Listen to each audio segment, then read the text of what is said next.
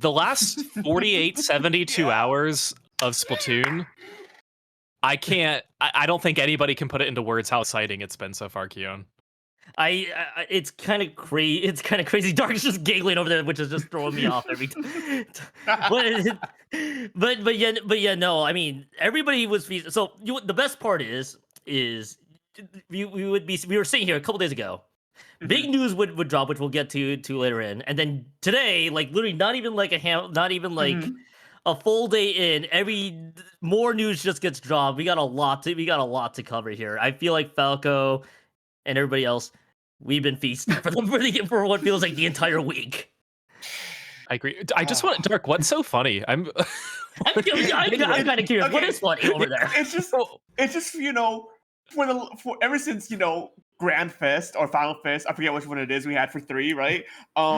We've just been kind of writing out a lot of like what was left for us, and not to say that's necessarily a bad thing, the content has to end at some point, so we all were like most of us were like already like settled, like, okay, this is the rest of the game state gonna be like, and we're just like ready to just like ride this out until the potential 4th game later, and then on a random Tuesday in June, they not only dropped this spin-off game announcement, but they dropped a giant patch 2 days later. It's like no one could have seen that coming.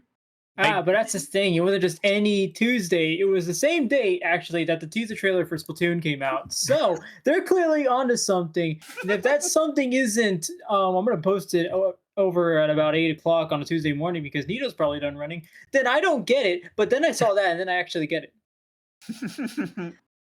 yeah, with all the news that came out, I honestly forgot about Splatoon Raiders. Of course, I'm excited for it. It's going to be a Nintendo Switch 2 exclusive, I believe. But just with everything, I feel like it got a little bit overshadowed with all of the news, all the updates to Splatoon 3.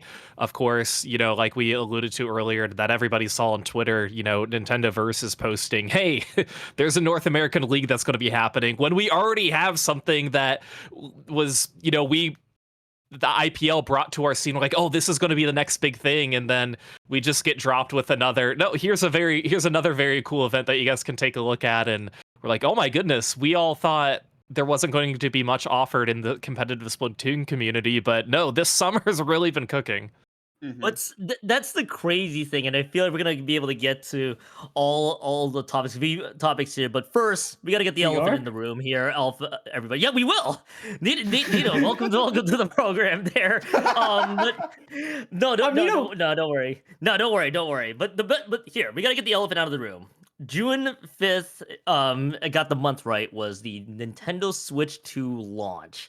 That's right. And the Switch 2 has been launched back in June 5th. And of course, everybody decided, the crazy people out there, I think I decided to put Splatoon 3 on their Switch 2, and I feel like one of the biggest discussions that people have had is if it offered a genuine competitive advantage. And my quick 2 cents and here is not particularly. That's kind of my read.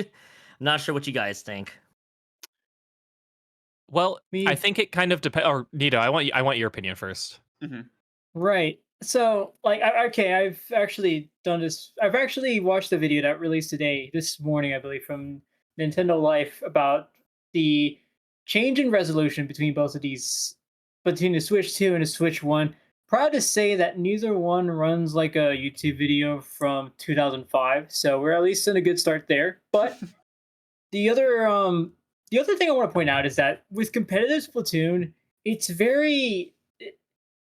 it's a noticeable difference, but only because you're having to look at so many things in a short amount of time. So you do notice that the gameplay is just a little bit more smooth on the Switch 2, which, I mean, it is due to all the performance upgrades that the Switch 2 will have over the Switch 1. I've heard some people compare it to the same performance that an Xbox Series S would have. So pretty big stuff there, especially for a portable console. The resolution's better. My only concern with this, and you guys might actually understand what I'm talking about here, is that it really depends on what monitor you're playing, because most of them will support 60 FPS gameplay.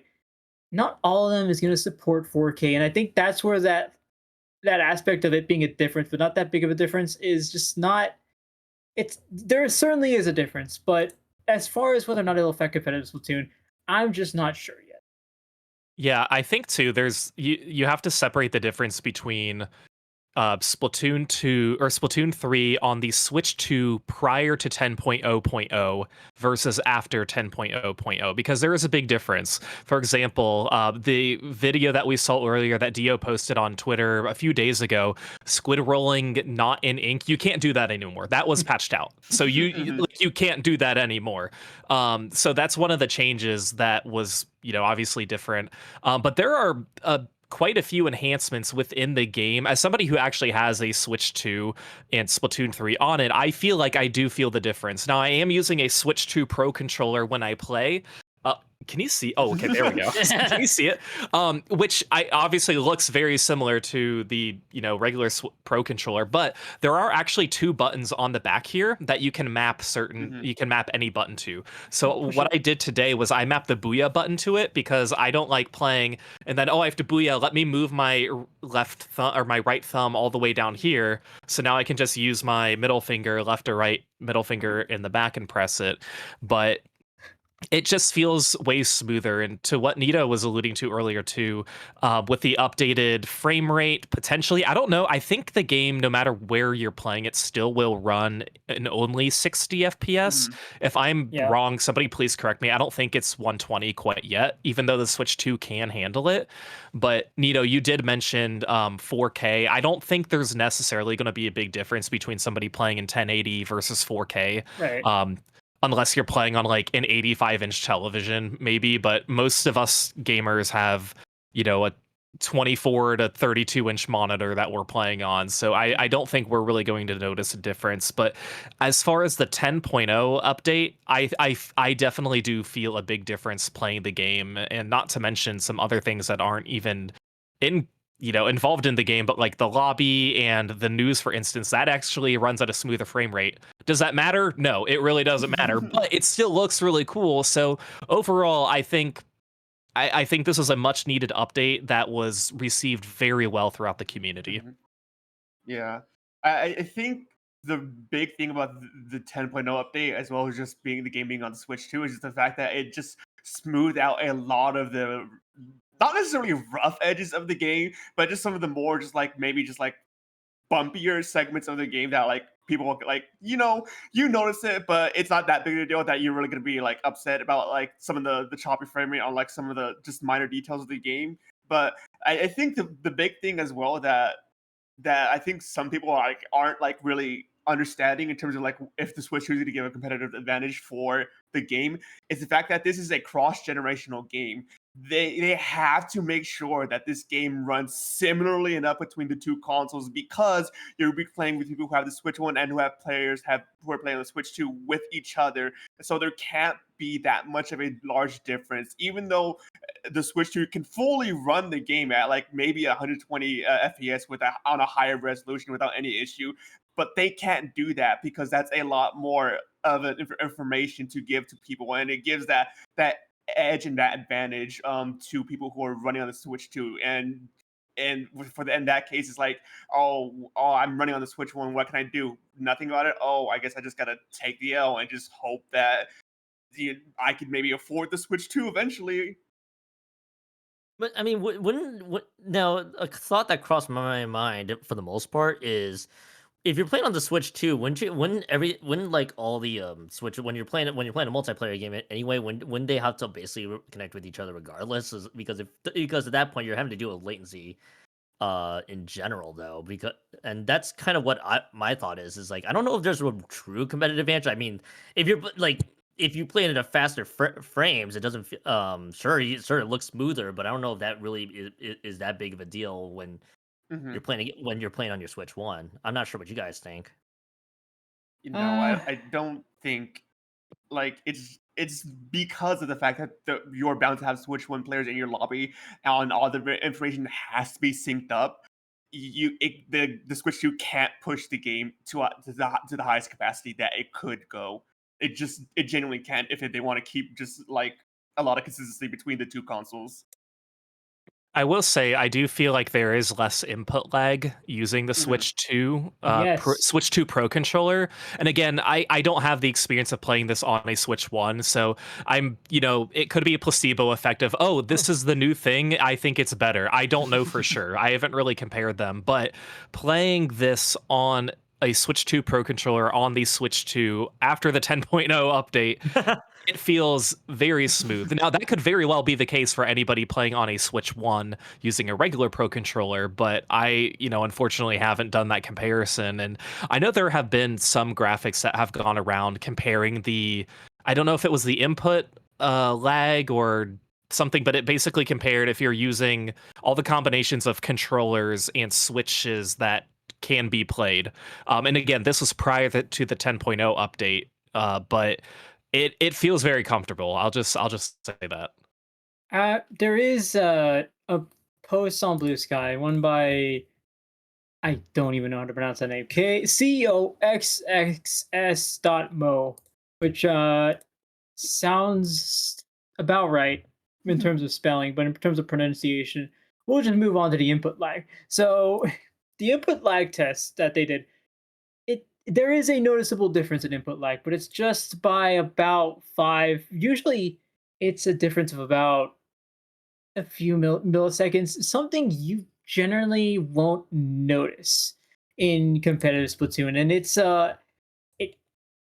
I know it's input lag is very noticeable depending on what monitor you use, and especially what like controller you use, which is something that almost forgot about. But the thing about it is that the input lag, or at least the difference in input lag, doesn't seem like it's great enough to where I'm a Switch 1 player. I still have this old dinosaur from 2017 near launch day. Still works. It gets me from point A to point 8.5, but it does just fine. And there's also something notable about the latest update is that Nintendo has decided to remove some of the background elements from the matches to enhance the performance. It's kind of trying to keep it in line with the Switch 2 and at least keep it in the same alley. So I do like that. I do like that. And I think it's if you're a Switch 1 player like me, I think there's nothing to worry about now. Maybe a few years time we'll see a great difference, but right now we're all in the clear. Like you guys, fellow Switch 1 fellows, where y'all at? Look at this. Great little thing here. Great. Granted, Nito, I'm sure a few years down the line, Splatoon 4 in theory would probably be coming out, and then we'd be talking about a whole different ball game, though. So I'm kind of with you on that. It may not be an actual problem overall. Now I think Dart, real quickly, did you own a Switch? Do you own a Switch 2 at all? Just No, kind of I'm curious. still on my Okay. Switch 1 OLED. So the reason why I asked Yes. because my What of Switch us? 2, yeah, nice. My Switch 2 is currently docked. It's actually on the right. It's actually on the right side of my desk right now. So basically, and Mhm. Falco is the one that's one upping me here with the Pro controller. How I does the got it Pro yesterday. controller? You gotta. I How ordered does the yeah. how does it feel, or what was your question? Yeah, how does it feel, and how does it feel with like using it in general though? Yeah, For so the Splatoon 3. analog sticks I think are smoother. Like you can't hear anything. You because on a regular Pro controller you can hear like the clanking. You can't hear anything when you do this. Example. The Yeah, that exactly. Yeah. The bars here on the side, they're made with the same material that the casing is, so I Huh? hope it won't be as like greasy. I don't know. Thankfully, I'm not one of those people who eat or drink anything that immediately touch my I controller. hope not. That's my huge Looking pet at you, peeve. Keon. No shade to Keon. I'm not eating Doritos and chicken wings and then picking up my controller though. So, and if you do that, you're not allowed to touch any of my controllers. But I mean, the weight is the same because I asked Cactus this when he got his Pro controller, and he said it's actually a little bit lighter, but you can't really tell. But I mean, the dimensions of the controller are the exact same. It's just that you have the little C button here, which I think is that the game play or the game Game chat. game chat? Yeah, it's the game chat. But you also have an audio port at the bottom. I Mhm. haven't used that quite yet. And then I mentioned the two buttons on the back that you can map to any button on the controller. So for any game you're playing, they aren't used exclusively for anything. They're meant to be mapped. But I mean, I like it. It's $10 cheaper at Costco. I hope we're not, that's okay to say. Um, than any other store. It's typically $85 US, but at Costco you can get it for 75. So if you're getting it, I would highly recommend going there. But Well, it's checkmate. Josie Records sells it for nothing because they don't sell pro controllers. well, you got me there, Nito. You got me there. You want soon other stores will sell it for $0 there, Neil. They haven't caught up to the game. See, Oh, the best part right. the best part is, especially with the graphics, I still have my Switch 1 controller and it still works just as well on the Switch 2, but I'll say this as a disclaimer. I haven't even moved my Splatoon 3 cart or any of or tried anything out in my Splatoon 2. Wow, Switch 2. You can tell how awake I am right now. We've all I'm done doing it. well. We've all done it. Yeah, we've all done it. I'm gonna say Splatoon 2 and Nintendo Switch 2 the entire time.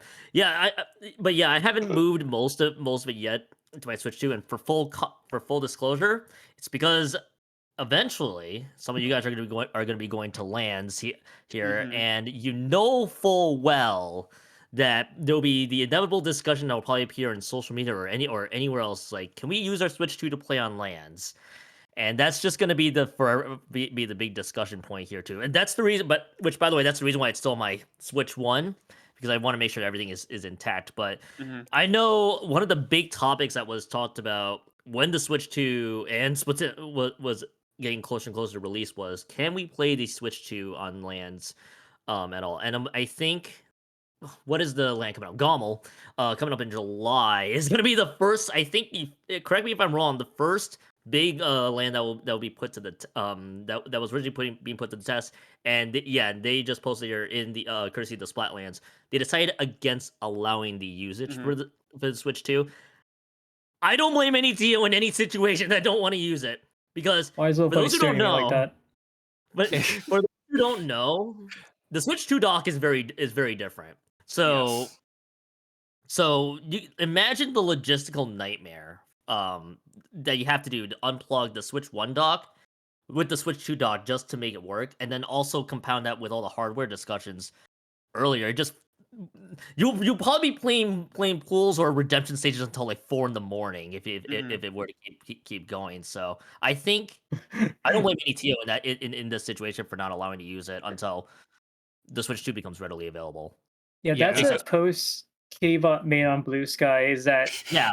most of the time you're not banning it for any like input lag, you're not banning it for performance issues and whatnot. You're banning it because it will be a logistical nightmare if we try swapping out Switch 2 ports and Switch 1 ports.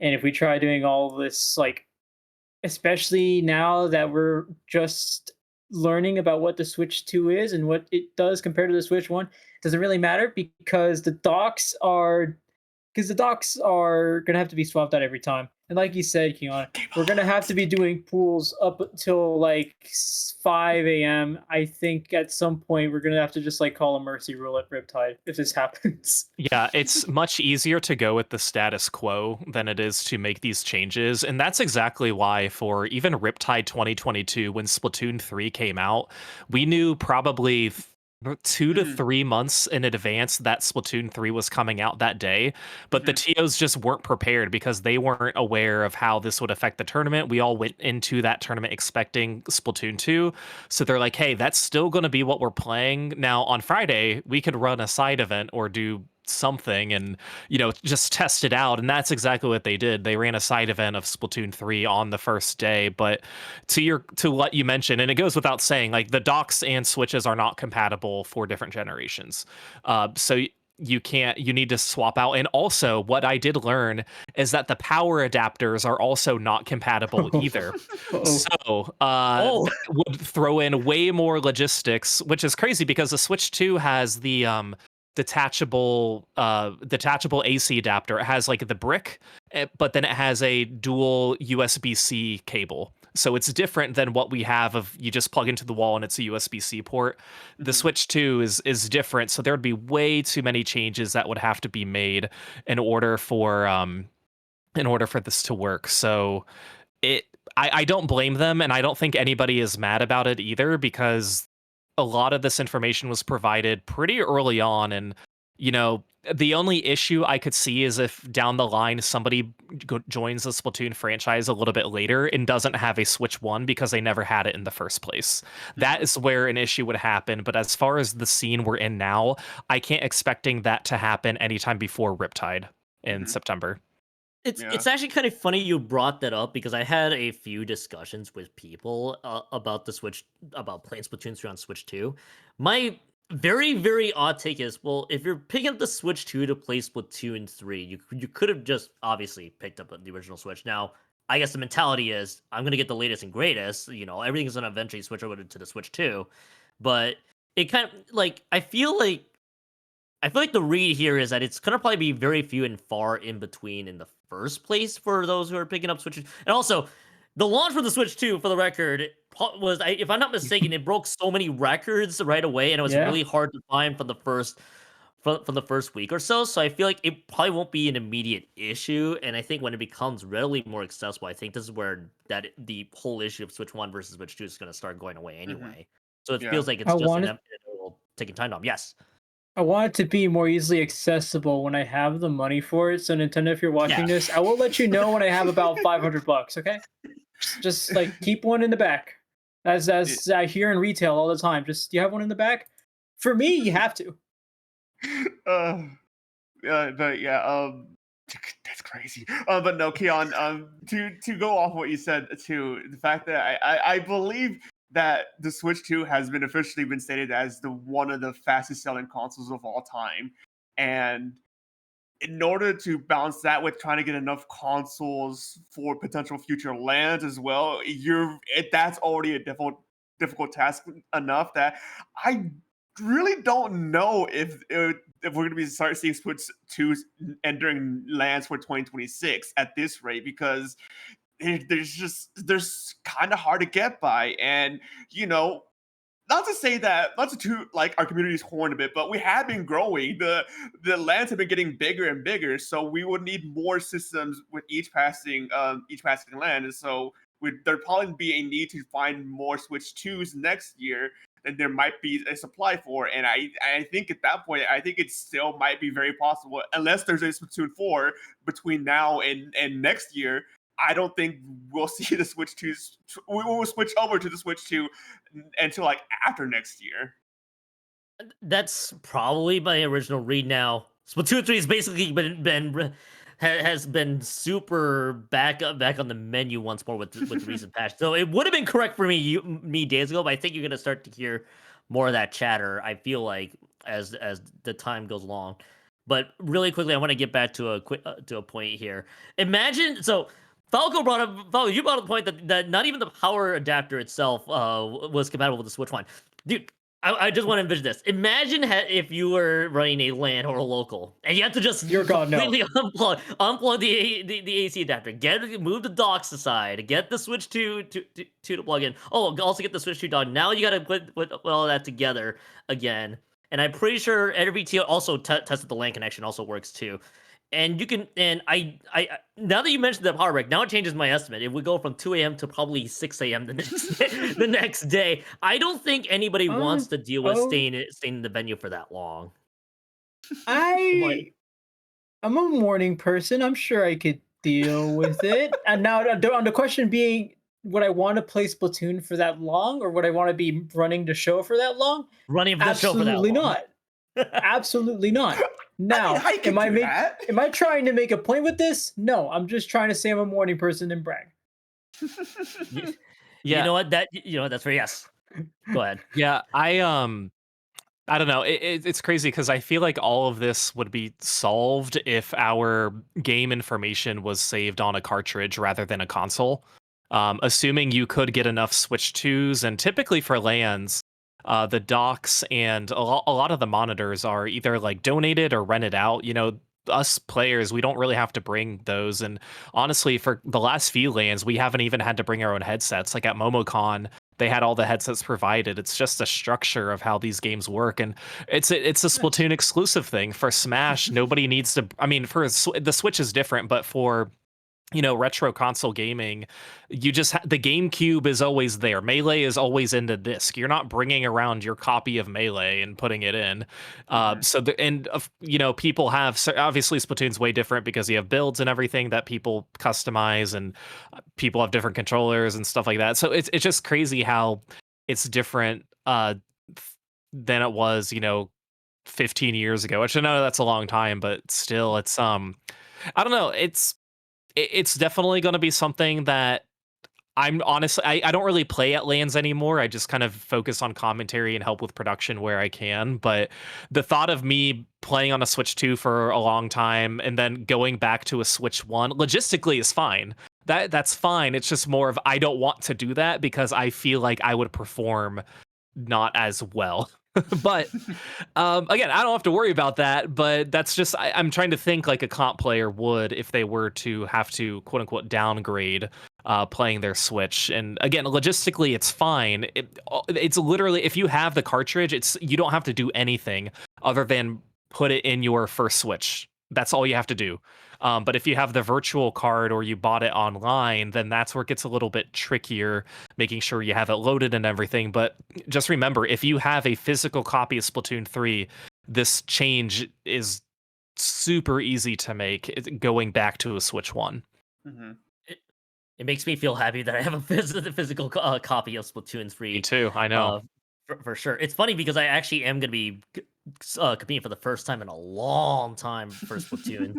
And Splatoon in general. So it's like that's part of the reason why I didn't want to deal with it quite yet, because I'm like, I'm gonna have to go back to playing to going on the Switch once. I may as well just stick to what I know. And I again, TOs the TOs that may be Kraken and Rays will probably be the one to determine that.